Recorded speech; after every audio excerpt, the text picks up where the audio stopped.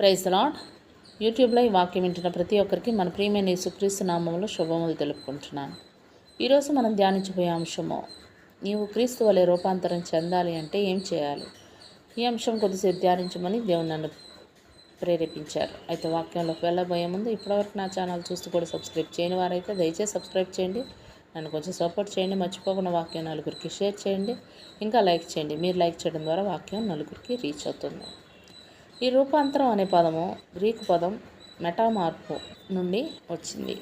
మన ప్రభు అయిన యేసుక్రీస్తు భౌతికంగా రూపాంతరం చెందినట్లు 3 సువార్తల్లో రాయబడింది. మత్తయి సువార్త, మార్కు సువార్త, లూకా సువార్త. రూపాంతరం అంటే మరొక రూపం పొందడం లేదా ఒక రూపం నుండి వేరొక రూపంలోకి మారడం అని అర్థం. ఒకరోజు యేసుక్రీస్తు ప్రభు ప్రార్థన చేస్తుండగా భౌతికంగా రూపాంతరం చెందారు, అంటే మార్పు చెందారు.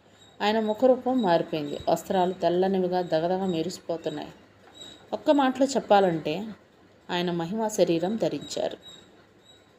ఈ సంఘటన త్వరలో యేసుక్రీస్తు శిలువ మరణం పొంది పునరుద్ధానుడై మహిమలో ప్రవేశించుటను ముంగుర్తుగా సూచిస్తుంది.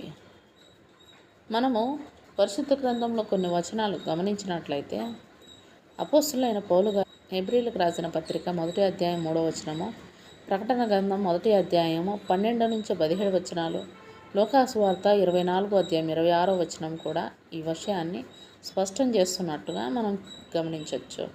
క్రీస్తు ఇలాగ శ్రమపడి తన మహిమలో ప్రవేశించుట అగత్యము కాదా అని యేసుక్రీస్తు తనే స్వయంగా చెప్తున్నారు. కనుక యేసుక్రీస్తు అక్కడ రూపాంతరం చెందడం, త్వరలో ఆయన మహిమలో ప్రవేశిస్తాడు అని ముంగుర్తుగా తెలియజేస్తుంది. ఆయన అన్నట్లుగానే శిలువ మరణం పొంది పునరుద్ధానుడై మహిమలో ప్రవేశించాడు. లూకా సువార్త 9వ అధ్యాయం 30వ వచనం చూసినట్లయితే అక్కడ యేసుక్రీస్తు రూపాంతరం చెందినప్పుడు 2 వ్యక్తులు ఆయనతో శిలువ మరణం గురించి మాట్లాడుతున్నారు. వారే మోషే మరియు ఏలియా. ఈ మోషే గారు, ఏలియా గారిని చూసినట్లయితే యేసుక్రీస్తు రాకడలో చనిపోయిన వారు తిరిగి లేచి మార్పు చెంది ప్రభువును ఎదుర్కొనడానికి సాదృశ్యంగా ఉన్నాడు మోషే గారు. ఇంకా ఏలియా గారు అయితే మరణం లేకుండానే ఆకాశానికి ఆరోహణం అయినట్లుగా దేవుని వాక్యం సెలవిస్తుంది. 2వ రాజుల గ్రంథం 2వ అధ్యాయం 11వ వచనంలో.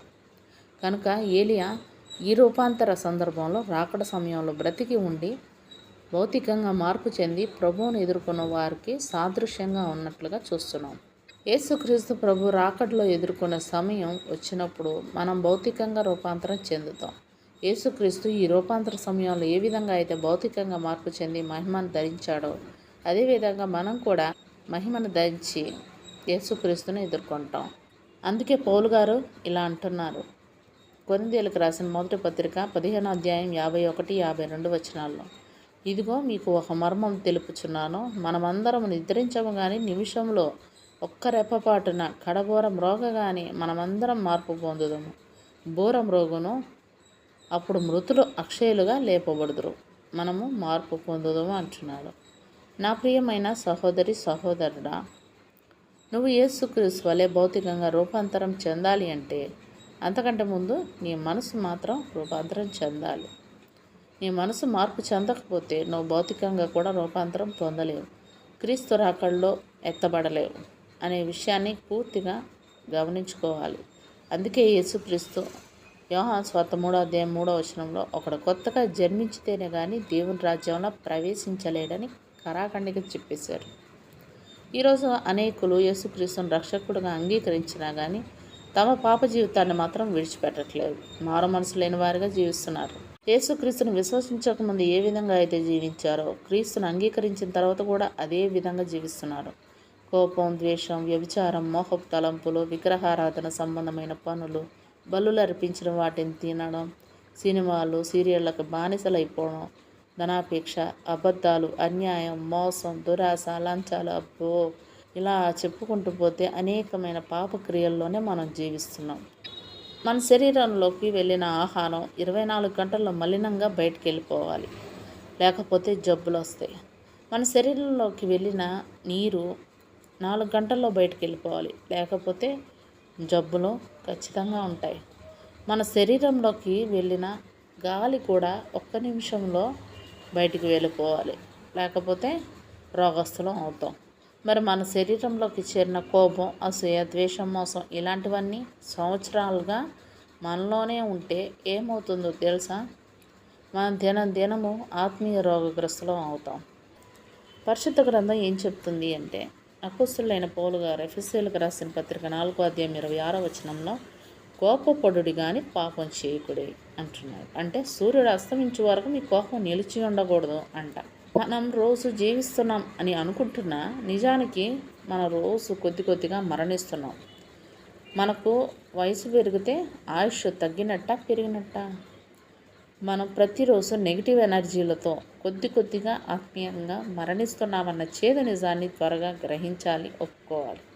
మనలో చేరి బయటకు వెళ్ళిపోకుండా తిష్ట వేసుకొని కూర్చున్న దురాత్మ శక్తుల్ని, మన ఆత్మీయ జీవితాలని మృతప్రాయం చేస్తున్న కోపాన్ని, ఒత్తిడిని, ద్వేషాన్ని, బద్ధకాన్ని, అనారోగ్యాన్ని ప్రతిరోజు ప్రార్థన, వాక్య ధ్యానం చేయడం ద్వారా మాత్రమే ఆత్మశక్తిని ఎక్కువగా పొంది వాటిని దూరం చేసుకోగలం. కొలసీ సంఘం కూడా క్రీస్తును విశ్వసించినప్పటికీ వారి మనసు మాత్రం రూపాంతరం చెందలేదు. అందుకే అపోస్తలుడైన పౌలు గారు వారిని హెచ్చరిస్తూ, పూర్వం మీరు అనుసరించిన వాటిని విసర్జించి నూతన హృదయాన్ని ధరించుకోండి అని పత్రిక రాస్తున్నాడు. కొలసీలకు రాసిన పత్రిక 3-4 ఒకసారి ధ్యానించండి. ఈ వాక్యం వింటున్న నా ప్రియ సహోదరి సహోదరుడా, మరి మీ మనస్సు రూపాంతరం చెందుతుందా? మునుపటి వాటిని విసర్జించగలవా? ఒక్కసారి నిన్ను నువ్వే పరీక్షించుకో. నువ్వు భౌతికంగా యేసుక్రీస్తు వలె రూపాంతరం చెందాలంటే ముందు ముఖ్యంగా మనస్సు మారాలి, రూపాంతరం చెందాలి. అప్పుడు రాకడ సమయంలో నువ్వు మహిమ శరీరం ధరించి ఎత్తబడగలవు. ఒకవేళ నీ మనసు రూపాంతరం చెందాలి అని ఆశపడితే పరిశుద్ధాత్మ దేవుని సహాయం అడుగు. పరిశుద్ధాత్మ దేవుడే నీ మనసును మారడానికి సహాయపడతాడు. అపోస్తలుడైన పౌలు రోమీయులకు రాసిన పత్రిక 12:2 మీరు ఈ లోక మర్యాదను అనుసరింపక ఉత్తమమును, అనుకూలమును, సంపూర్ణమునై ఉన్న దేవుని చిత్తం మీదో పరీక్షించి తెలుసుకున్నట్లు మీ మనస్సు మారి నూతన మగుట వలన రూపాంతరం పొందుడి అని అపోస్తలుడైన పౌలు గారు చక్కగా చెప్తున్నారు. ఈ విధంగా మనం మార్పు చెందడానికి దేవుని సహాయం అడుగుదాం, రూపాంతరం పొందుదాం.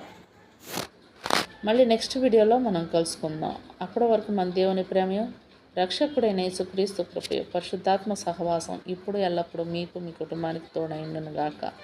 ఆమేన్.